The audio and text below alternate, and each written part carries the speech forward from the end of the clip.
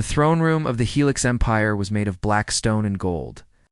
Emperor Vorn sat on his chair, looking down at the hologram floating before him. The hologram showed a small blue planet spinning slowly in space. It was beautiful. It was weak. It was his next target. "Earth," said Admiral Kale, standing beside the throne.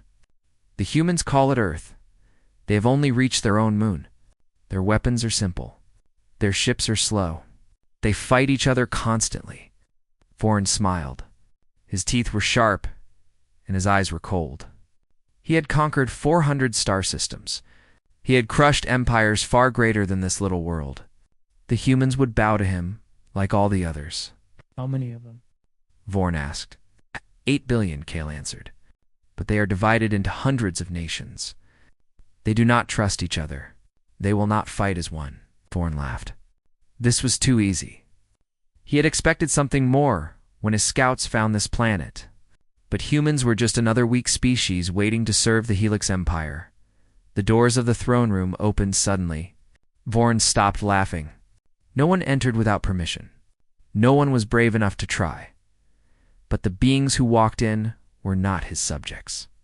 They were the Irani, the oldest civilization in the galaxy. Their skin was pale blue, and their eyes were large and silver. They moved slowly, like they had all the time in the universe. The leader of the group was Elder Mira. She was ancient, older than most stars. She had seen empires rise and fall long before Vorn was born. "Emperor Vorn," Mira said. Her voice was soft, but clear. "We have come with a warning." Vorn leaned forward on his throne. He did not like the Irani. They were peaceful, and he saw peace as weakness. But even he knew better than to attack them. They had knowledge and power that no one fully understood. "Speak," Vorn commanded. Mira raised her hand. A new hologram appeared beside the image of Earth. It showed ancient records, symbols and images from civilizations long dead. "We have watched Earth for a very long time," Mira said. "Many have tried to take it before you. The Keth Empire sent a fleet 10,000 years ago. They never returned. The Vishan lords tried to capture humans for their slave trade. Their entire civilization disappeared within 100 years. The Marath Collective built a base on Earth's moon to study the humans. They were found drifting in space, all of them dead, their ships torn apart." Vorn laughed again, but this time it was not as loud. "These are old stories, tales to scare children. They are history," Myra said calmly. "Every species that has threatened Earth has been destroyed. Not defeated, destroyed. We do not know how. We do not know why. We only know that it happens." Kale shifted nervously behind the throne. He had served Vorn for 50 years. He had seen things that would break most minds. But something about the old alien's words made his skin cold. "The Irani Council gives you this warning because we wish to avoid another tragedy," Mira continued. "Do not go to Earth. Leave the humans alone. They are not what they seem." Vorn stood up from his throne. He was tall, much taller than the Irani elder. He walked toward her slowly. "I have heard your warning," he said, "and I reject it. The Helix Empire has never been defeated. We have weapons that can crack planets. We have armies that cover entire worlds. We are not the Keth or the Vishan or the Morith. We are something they could never imagine." Myra looked at him with something that might have been sadness or pity. "That is what they all said," she whispered. Vorn turned his back on her. "Leave my throne room. Go back to your council and tell them that the Helix Empire fears nothing. In one cycle, Earth will belong to me." Mira bowed her head slightly. She and her companions turned and walked away. At the door, she stopped and looked back one last time. "When the silence comes for your fleet," she said, "remember that we tried to save you." And she was gone. Kale waited until the doors closed before speaking. "My Emperor, perhaps we should investigate further before." "No," Vorn cut him off. "Prepare the invasion fleet. 500 ships. We will take Earth and show the galaxy that no one can stop the Helix." Kale bowed his head. "Yes, my Emperor." He walked out of the throne room to give the orders, but his hands were shaking slightly. He had fought in 100 battles. He had never felt fear before. But now, thinking about that small blue planet, he felt something dark growing in his chest. Vorn remained alone in the throne room. He stared at the hologram of Earth, watching it spin. "Little planet," he said quietly. "Little humans. You do not know that death is coming for you." He smiled his sharp smile and turned off the hologram in the darkness. He did not see the ancient text that Mira had left floating in the air. It was a quote from a long-dead species, written just before they vanished after attacking Earth. The text read, "We came to conquer monsters, but we did not understand. We were not the hunters. We were the prey." Vorn did not see it.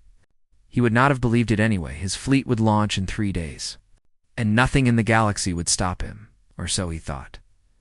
The Helix fleet came out of hyperspace at the edge of Earth's solar system. 500 warships, each one bigger than a mountain. They moved in perfect formation, blocking out the stars behind them. Admiral Kale stood on the bridge of his flagship, looking at the small blue dot in the distance. Earth. It looked so peaceful from here, so helpless. "Send Captain Drex and his scout squadron ahead," Kale ordered. "I want a full report on their defenses before we move closer." 20 small ships broke from the fleet and flew toward Earth. Drex was excited. This would be an easy mission. The humans had no idea what was coming. On Earth, it was a normal Tuesday morning. People went to work. Children went to school. The world turned like it always did. Then the satellites picked up the signals. Park Yuna was sitting in her office at the Global Communications Center in Seoul when her computer started screaming. She was 35 years old and had spent her whole life studying languages. But the symbols appearing on her screen were not from any language on Earth. Her hands shook as she ran. The translation program she had created for this exact moment. For years, people had called her crazy for preparing to talk to aliens. Now they were here. The message became clear. People of Earth, you have one choice. Surrender completely to the Helix Empire. Give us your planet and your service. You have 72 hours.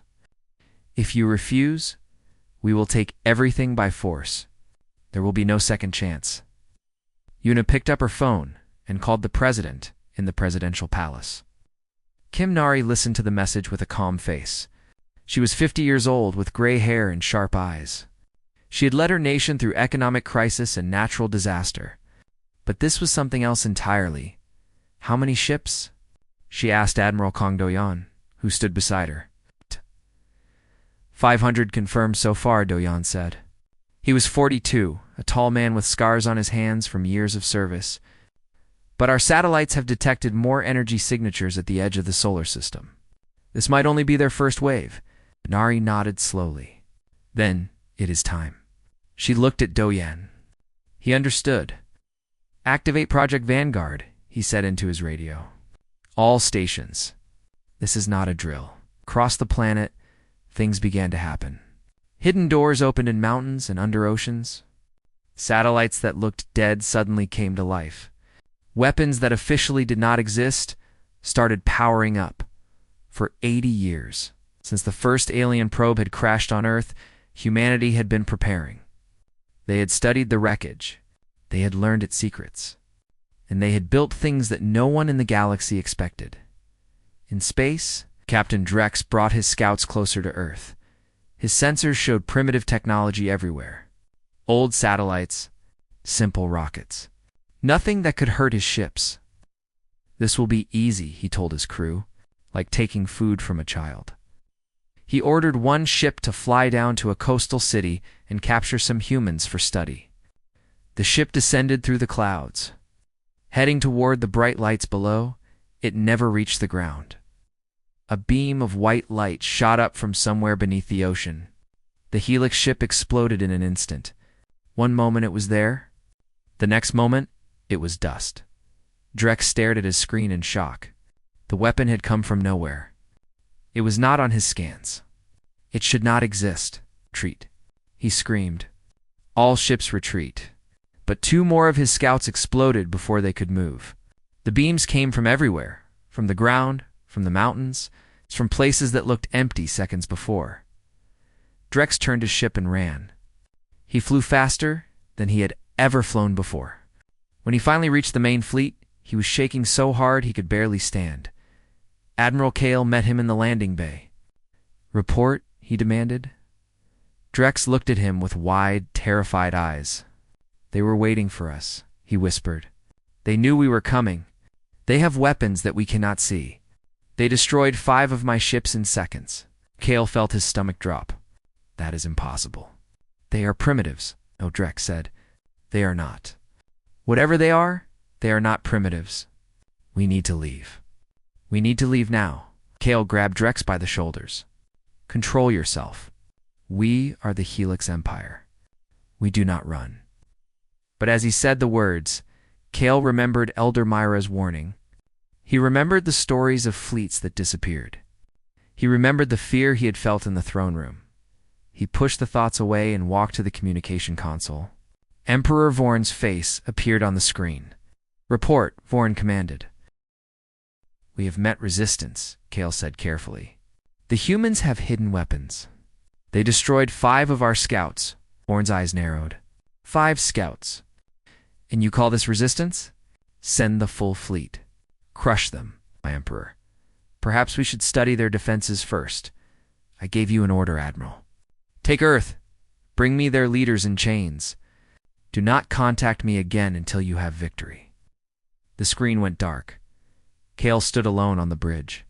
Behind him, his officers waited for commands. Outside the windows, the stars shone cold and bright. He thought about running. He thought about taking his fleet and never looking back. But he was a soldier of the Helix Empire. He followed orders. That was all he knew. "Prepare for full assault," he said quietly.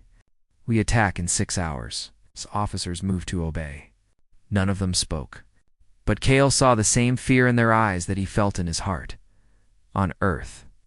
Admiral Do-Yan watched the enemy fleet on his screen. He smiled, but there was no joy in it. "They are coming," he said to Yuna, who stood beside him. "Just like we expected," Yuna nodded. "Then let us welcome them properly." The countdown began. The Helix fleet moved toward Earth like a dark cloud covering the sun. 495 ships, the largest invasion force Admiral Kale had ever commanded. Each ship was armed with weapons that could destroy cities in seconds. Kale stood on his bridge and gave the order. All ships begin assault. Break their defenses. Burn their cities. Leave nothing standing. The fleet surged forward, hundreds of weapons powered up at once. The space around Earth glowed with deadly energy, then Earth answered, across the planet. Hidden platforms rose from the oceans and mountains. Orbital stations that had looked like space junk suddenly activated. A grid of defense weapons that circled the entire world came to life. The first wave of Helix ships met a wall of fire. Kinetic rounds, moving at speeds the Helix had never seen, tore through their shields like paper. Energy beams burned holes through their armor. Ships that had conquered 100 worlds exploded in moments. Admiral Kale watched in horror as 50 of his ships died in the first minute of battle. "Return fire." He screamed, "All ships, concentrate fire on their platforms." The Helix weapons hit Earth's defenses. Explosions lit up the sky. Some human platforms were destroyed. But for every one that fell, 3 more seemed to appear in the sky above the Pacific Ocean. Li Taiwu led his squadron of fighters into battle. He was 28 years old, the best pilot in Earth's fleet. His ship was small and fast, built with technology that humans had taken from alien wreckage decades ago. "Dragon Squadron, follow my lead," Taiwu said into his radio. "Stay low, stay fast. Hit them and run before they can target you." 12 human fighters dove toward a Helix destroyer. The alien ship was enormous, bigger than an aircraft carrier. Its weapons tried to track the tiny human ships, but they were too slow. Taiwu fired his missiles at the destroyer's engine. The explosion was beautiful. The great ship began to drift, powerless and burning. "Target down," Taiwu reported. Moving to next. Across the battle, similar scenes played out. Human fighters moved like angry insects around the Helix giants. They struck at weak points, at engines and shield generators. They fought with speed and creativity that the Helix could not match. The Helix. Empire was used to fighting enemies who stood in straight lines and fought with honor. They did not understand humans. Humans did not fight fair. They fought to win.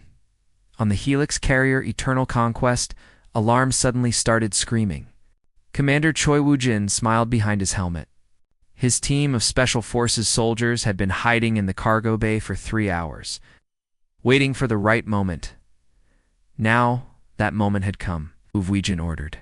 Secure the bridge. Kill anyone who resists. 38 humans in black armor rushed through the alien ship. The Helix crew was not prepared for close combat. Their weapons were designed for space battles, not hallway fights. Woo-jin's team moved like shadows. They used blades when guns were too loud. They set traps and ambushes. They turned the carrier's own systems against its crew. In 20 minutes, the Eternal Conquest belonged to humanity. Woo-jin walked onto the bridge and looked at the captured Helix officers. They stared at him with terror in their eyes. They had never seen humans before. They had been told humans were weak. "Tell your emperor," Woo-jin said calmly, "that we are coming for him next." He transmitted the carrier's weapon codes to Admiral Do-yeon. Seconds later, the Eternal Conquest turned its guns on its own fleet. Admiral Kale could not believe what he was seeing. His ships were dying everywhere. His formation had broken apart. His carrier had betrayed him. In 6 hours, he had lost 170 ships. Almost a third of his fleet was gone. "Send a message to Emperor Vorn," Kale ordered. His voice was shaking. "Tell him we need reinforcements. Tell him the humans are not what we expected.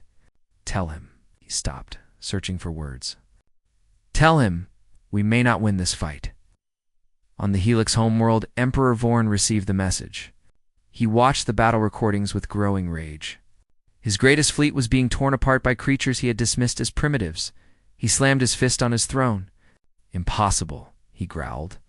"This is impossible." But the recordings did not lie. He saw his ships exploding. He saw his soldiers dying.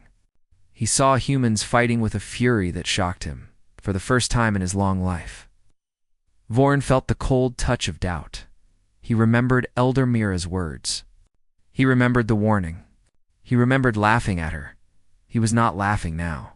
"Send the reserve fleet," he commanded. "Send everything we have, and prepare my flagship. I will go to Earth myself." His advisors looked at him with fear. "My emperor, if you go and fall, if I do not go, we will look weak," Vorn snapped. "The galaxy is watching. We cannot lose to humans. We cannot." He stood up from his throne. His hands were clenched into fists. "I will crush them personally," he said. "I will make them pay for every ship they destroyed. And when I am done, I will burn their little planet to ash." Far away in orbit around Earth, Admiral Do-yeon watched the first battle end. The surviving Helix ships were retreating to regroup. The sky was full of burning wreckage. Yuna stood beside him. "They will come back with more," she said. "I know," Do-yeon replied, "and we will be ready." He looked at Earth below, blue and green and beautiful. 8 billion people were counting on him. 8 billion lives in his hands. He would not let them down. "Begin repairs," he ordered. "Reload all weapons. The real battle has not started yet." The stars burned cold above them. The worst was still to come. Emperor. Vorn brought 2,000 ships to Earth, the entire reserve fleet of the Helix Empire, plus his personal armada. It was the largest military force ever assembled in galactic history. His flagship, the Divine Judgment, led the way. It was a monster of metal and fire, 3 kilometers long. Armed with weapons that could crack moons, Vorn stood on his command bridge and watched Earth grow larger on his screens.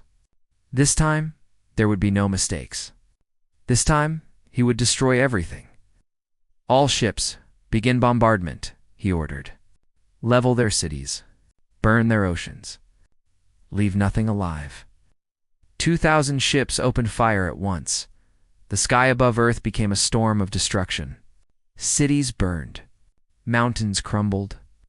Millions of humans ran for shelter as death rained from the stars. But Earth did not surrender.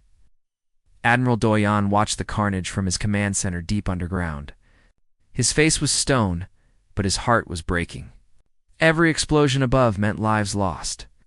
Families destroyed. Homes turned to ash. Beside him, President Kim Nari made a decision. "Admiral," she said quietly, "use the Prometheus Array." Doyen turned to look at her. The Prometheus Array was humanity's darkest secret. A weapon so terrible that the scientists who built it had begged the government to destroy it. It could create tiny black holes, localized singularities that swallowed everything around them. It was meant to be a last resort. "A doomsday weapon," Madame President Doyon said.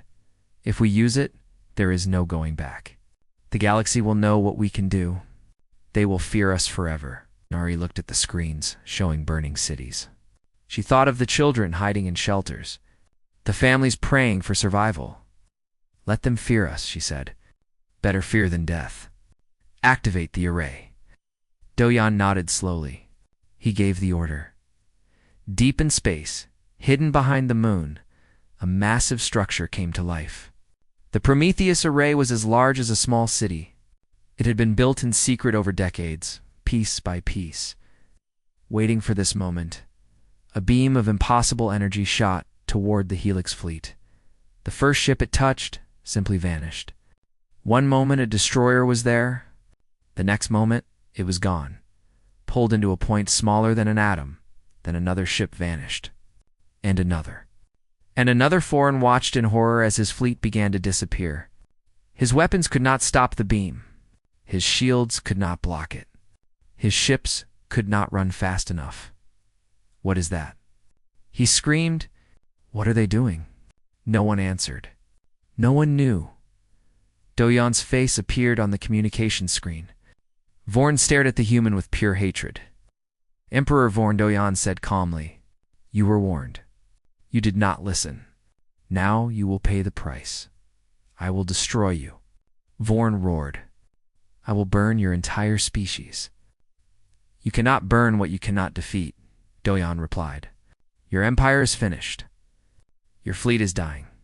You have one chance to surrender. Take it." Vorn laughed, but it was the laugh of a mad creature. "The Helix never surrender. We would rather die." "Then you will die," Doyon said. "Goodbye, Emperor." The screen went dark. Yuna had been listening to everything. Now she activated a transmission on all Helix frequencies.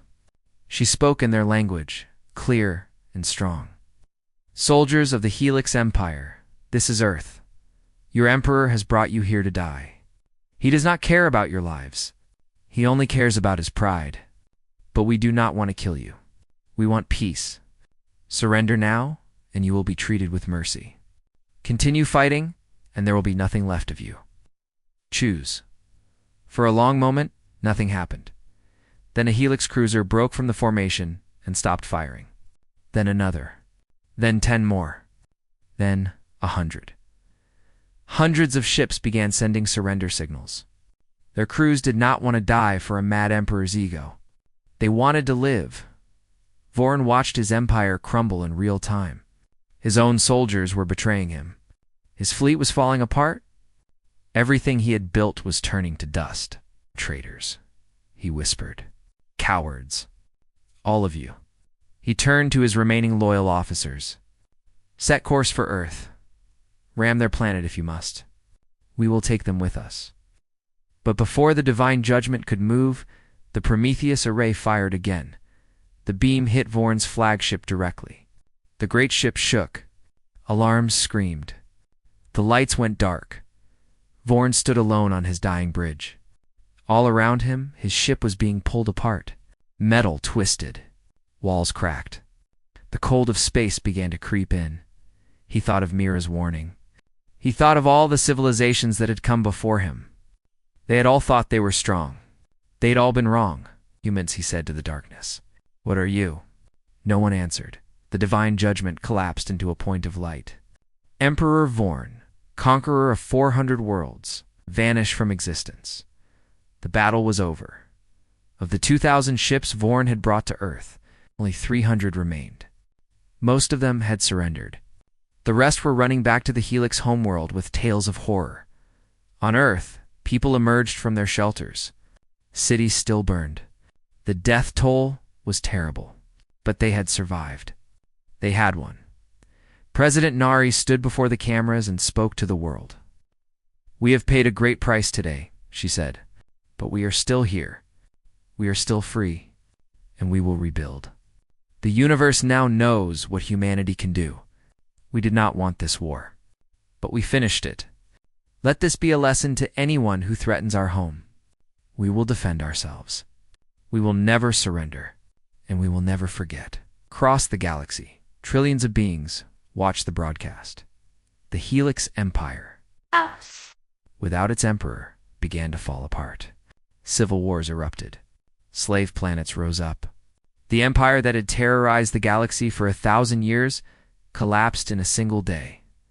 And Earth, the little blue planet that everyone had thought was weak, became the most feared place in the universe. Admiral Doyon looked out at the stars from his command center. Yuna stood beside him. "What happens now?" she asked. Doyon shook his head slowly. "Now we show them we are more than warriors. Now we build something better." Yuna smiled sadly. "Can we?" "We have to try," Doyon said. "We have to try." The night sky was quiet. For the first time in days, Earth was at peace. 1 year had passed since the battle for Earth. The galaxy had changed forever. The Helix Empire was gone. Its territory had broken into dozens of smaller nations. Some were peaceful. Some still fought among themselves. But none of them dared to look toward Earth. Elder Mira of the Irani Council came to visit the planet she had tried to protect. Her ship landed in Seoul, near the tower where Park Yuna had first translated the alien invasion message. President Kim Nari and Admiral Kang Do-yen met her at the landing site. The streets were full of people watching the ancient alien step onto human soil for the first time. Mira looked around with her silver eyes. She saw buildings that had been repaired after the battle. She saw children playing in parks. She saw life continuing, stubborn and beautiful. "Your world is remarkable," she said to Nari. "After everything you suffered, you rebuild. You move forward." Nari smiled softly. "We have practice. Our history is full of wars and disasters. We always rebuild. It is what we do." Mira nodded slowly. She had studied human history during her journey. She had learned about their world wars, their plagues, their ice ages. She had learned about their cruelty and their kindness, their hatred and their love. "I must ask you something," Mira said. "The question the entire galaxy wants answered." Doyon already knew what she would say. He had been expecting this conversation for months. "How?" Mira asked. "How did you survive? The Keth were stronger than you. The Vishan had more ships. The Morith had better technology. They all fell. But you did not. Why?" Doyon thought about his answer for a long time. He looked at the sky, where Helix warships had once filled the darkness with fire. He thought about the soldiers he had lost, the cities that had burned, the price humanity had paid for survival. "We have been fighting since we learned to walk," he said finally. "We fight the world. We fight each other. We fight ourselves. Every generation, we promise peace. Every generation, we prepare for war. It is our curse. But it is also our strength." He looked at Mira with tired eyes. "We did not know you were out there. We did not know the Helix was coming. But we knew someone would come eventually. Someone always comes. So we prepared. We built weapons in secret. We trained soldiers in the shadows. We made ourselves ready for an enemy we had never met." Mira listened in silence. "The Keth and the Vashian and the Morath," Doyen continued. "They came to Earth expecting to find easy prey. They found something else. They found 8 billion people who would rather die than kneel. They found a species that turns everything into a weapon. They found humans, and that is enough." Mira asked. "Just stubbornness? Just refusal to surrender?" Yuna stepped forward. She had been standing quietly beside Nari, But now she spoke. I... It is more than that, she said. We remember every battle, every loss, every betrayal. We remember all of it. We write books about it. We build monuments to it. We teach our children about it. The pain of the past makes us ready for the pain of the future. She pointed to a statue nearby. It showed a soldier holding a flag, standing over the ruins of a building. That statue is for a war that happened 80 years ago, Una said. We still honor those who died. We still remember why they fought. That memory keeps us sharp. That memory keeps us alive. Mira was quiet for a very long time. When she finally spoke, her voice was soft. I understand now, she said. You are not dangerous because of your weapons or your technology. You are dangerous because you never forget, and you never stop fighting. Doyen nodded. We do not want to be dangerous. We want peace. We want to explore the stars and meet new friends. But if anyone threatens our home again, we will do what we have always done. What is that? Mira asked. Whatever it takes, Dojan said simply. The next few months brought many changes. Earth sent its first diplomatic ships to other worlds. Una led the mission, meeting with species who had lived in fear of the Helix for centuries. Li Taiwu became a teacher. Former enemies came to Earth to learn how to fly like human pilots. He found that he enjoyed helping others more than he had enjoyed fighting. Choi Woojin worked to free the slaves the Helix had captured from across the galaxy. He led rescue missions to abandoned camps and forgotten prisons. Every life he saved helped heal the wounds in his own soul. An elder, Mira returned to the Irani Council with a new understanding. She updated the ancient galactic records that her people had kept for millions of years. Under the entry for Earth, she added a new note. The note was simple. It said what the Irani had said for thousands of years. It meant now with new meaning. Do not go to Earth. Do not threaten the humans. They remember everything. They forgive nothing. And they fight until the very end. The note would remain in the records for the next 1,000,000 years. Every young species would read it. Every growing empire would see it. And they would all choose to leave Earth alone. On a quiet evening in Seoul, Admiral Doyon stood on a balcony and looked up at the stars. Una stood beside him, preparing for her next diplomatic journey. Do you think we made the right choices? He asked her. Una thought about the question. She thought about the war and the peace that followed. She thought about the lives lost and the lives saved. We survived, she said. We protected our home. And now we have a chance to build something good. That is all anyone can ask for. I suppose you are right? Far above them, a ship with Earth's flag was preparing to leave for distant stars. It carried humans who dreamed of friendship with other worlds. It carried hope for a better future. The universe was vast and full of wonders. Humanity was finally ready to explore it, but they would never forget where they came from. They would never forget what they had survived. And if anyone ever threatened their little blue planet again, they would remember exactly what to do. They would fight, and they would win. The end.